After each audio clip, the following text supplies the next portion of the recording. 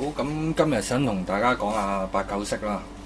咁其實呢一支槍呢，就點解我當初會咁肯定咬定佢係896後期型呢？其實喺佢 marking 上邊呢，佢有做出嚟嘅。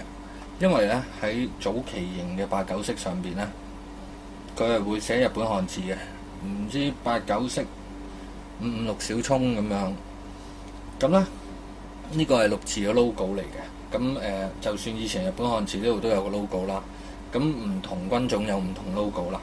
呢個 serial number 呢係最後期版先有嘅。咁最後期版有咩特別呢？嗱，早期版嘅56小衝啦，同埋89R 啦，甚至乎連最後期有 serial number 嘅呢，其實當時一出廠好多都見到係淨係得右邊有 selector 嘅。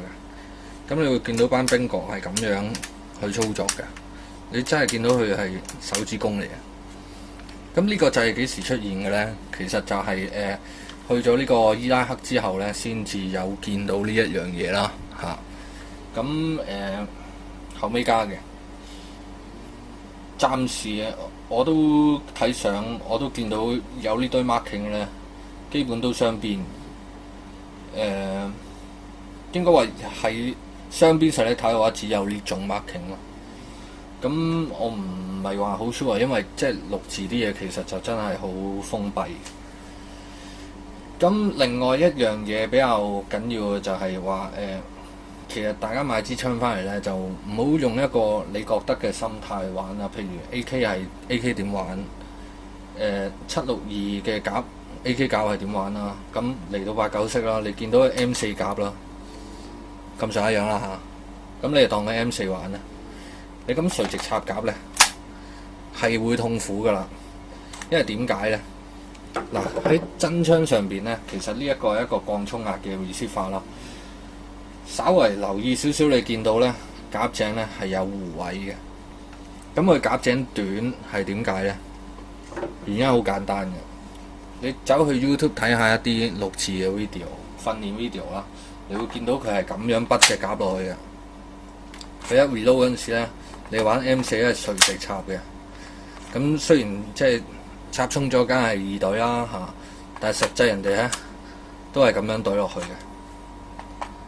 係筆上去嘅。你會發覺就算新槍都好方便咁樣。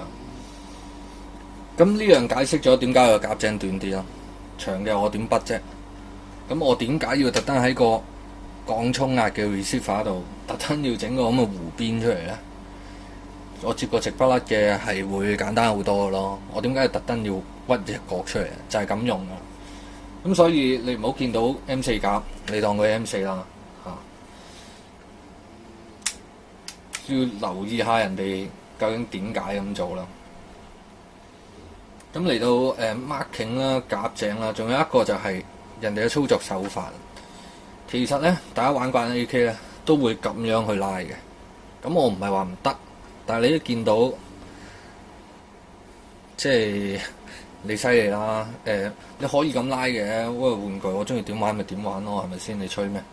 咁但係你見到人哋實際操作手法咧，人哋係咁樣撥嘅，人哋真係 exactly 成隻手喺上邊，就算裝咗鏡，你都見到佢好痛苦咁樣撥嘅。呢個就係咁用嘅。咁上完堂之後啦，佢哋一定會推翻埋個 dust cover。跟住閂保險，咁通常佢都係右手做晒㗎啦。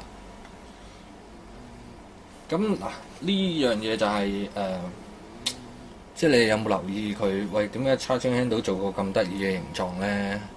向上啊，仲要咁樣，其實真係你見到佢係咁做，係啦。咁仲有一樣嘢啦，呢個 video 想講啦，就係我之前話我撞到一個896 burst 失效啦。咁其實我撞過兩種失效方法啦。我撞過2 burst 嘅失效啦，我撞過4 burst 嘅失效。咁4 burst 嘅失效成因比較簡單。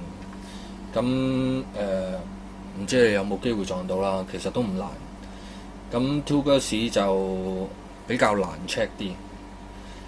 咁我首先我解釋佢個 burst 點用先啦。其實就算睇說明書呢，你明咗佢點行呢，實際上呢用落呢，佢點失效呢，你都要理解咗先至會揾到佢點解失效嘅。咁89式嘅 burst 啦，你見到個 ball carrier 咧個重量咧，如果重咗或者你真係打 top gas 咧，當佢 carrier 可以行多啲嗰陣時咧，咁其實佢個 burst 啊點樣數嘅咧，係完全係靠個行程去壓低呢一隻瓦嘅啫嚇。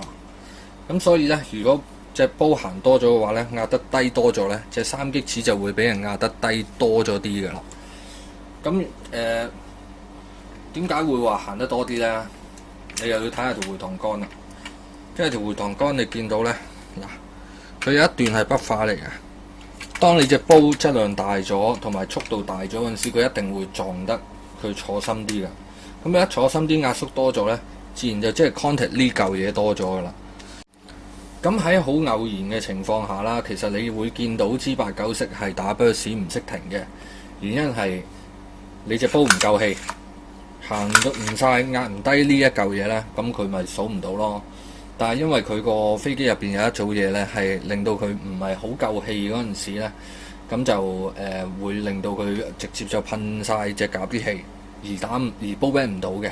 咁嗰陣時佢就即係算係某種安全裝置啊，所以佢個 burst 打到 auto 即係撳唔低個數瓦嗰嚿嘢，而令到佢打 burst 嘅狀況係好少可能俾你見到嘅。咁好啦，嚟到134A 啱啱好數3格瓦嗰陣時，咁喺 top gas 佢行咗格半到2格啦。咁我依家所做過嘅修改，其實就係令到佢由行格半到2格變成翻行1格，而令到個3 burst 出翻嚟。咁嚟緊嗰條影片我就會即係話俾大家聽，片尾嗰條影片啦，會話俾大家聽點樣去confirm 呢樣嘢，點解可以咬定佢嘅行程多咗而引致嘅？咁你試嗰陣時你要小心啦，你要熟悉佢個 burst 運作啦，因為你要知道89式嘅 burst 係會攀機會 reset 㗎啦。如果你放開佢出㗎，仲有一樣嘢就係啦，嗱89式嘅 burst 喺我個人嚟講嘅話，點解我會覺得佢冇咁穩陣呢？就係我壓嘅深度唔同嗰陣時咧，我可以數多過1瓦或者數唔夠1瓦，咁我就打唔到3 burst。但係 GHK 嗰個設計聰明喺邊啊？佢其實咧，佢係只要個 hammer 一瞓低晒咧，佢就會行咗1格瓦噶啦。咁我唔理你係134A 定還是 top gas 啊，我個 hammer 都係瞓低咁多嘅啫。所以用咩 gas 係對佢個 burst 數瓦唔會有影響嘅。唯一令佢失效嘅方法就係打 burst 打到舊零件蝕咗，而馬記有好多 side effect 可以影響佢。咁當然啦，你話佢打唔打到3 burst 梗係打到啦，即係 M16嗰套 simplify burst 大家都接受到啦，係咪先？咁你都唔好話大家軍佬都係咁接受啦嚇，所以因人而異啦呢啲嘢。不過係咯，總之如果俾我揀。即係你話真係 exactly 要俾邊份，我會覺得可靠啲嘅，我會話 GHK 咯嚇。咁嚟緊就去嗰條教你點樣去 check 89式 burst 失效嘅影片。咁你要做嘅係咩呢？你係確咗波啦，嗱喺 free burst 嗰度啦，你好熟知佢個 free burst 係點玩㗎啦。由佢落波啊 ！OK， 呢個時候甩夾。放煲，推開個 receiver 啦，跟住佢依家係 hammer down 噶嘛，即係升起咗啦。咁呢個情況下呢，你就睇住啦，再撳低一下，撳後面一下，因為我整好咗啦，所以佢依家都仲未勾到 hammer。但係如果你有問題嘅話呢，一撳呢，你就見到再撳呢個掣呢，佢已經勾住咗 hammer 噶啦。嗱，佢會見到呢個狀況㗎啦。咁你一撳你就知道佢勾住咗。咁你真係得 two burst。咁所以我哋 confirm 到係一個行程超過咗嘅問題啦。咁所以我做嘅修改就係令到個 burst 機構冇壓低過3擊齒咁多，從而導致佢嗰隻3擊齒冇行超過1格，所以佢數啱係3啦。咁我唔會話俾你聽確實點樣去做啦，或者做幾多啦。一我冇度啦，我自己玩到 OK 啦。二啦，你唔明你就唔好掂啦。一係攞出去俾人整，一係攞個你信得過識明嘅人整咯。如果唔係嘅話，整到唔知點，你又入我數咁，不如唔好搞咁多啦。你有本事不如自己理解下啦。如果唔係，我拍幾多片都冇用。咁除咗 2 burst 之外，其實我仲撞到一樣嘢係4 burst 嘅。咁嗰樣就比較簡單啲。咁同埋 so far 好似都係得我撞過一次。咁嗰樣就有機會再講咯。係啦，咁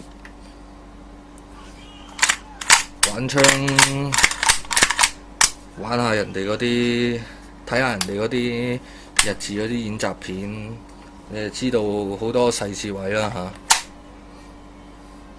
唔使用力拍㗎。雖然你見到啲兵角咧都係，因為睇翻 comment 好似同英國嗰支有一廢啊，又話跌夾又剩，所以啲友咧不完都係拍一拍嘅。咁啊，不過馬記呢啲幸福 burst 啊、幸福插夾啊，應該即係我睇喺某forum見過人哋話呢啲叫馬記玩家幸福啦。咁啊，大家應該都唔介意啦嚇。咁啊，多謝啊！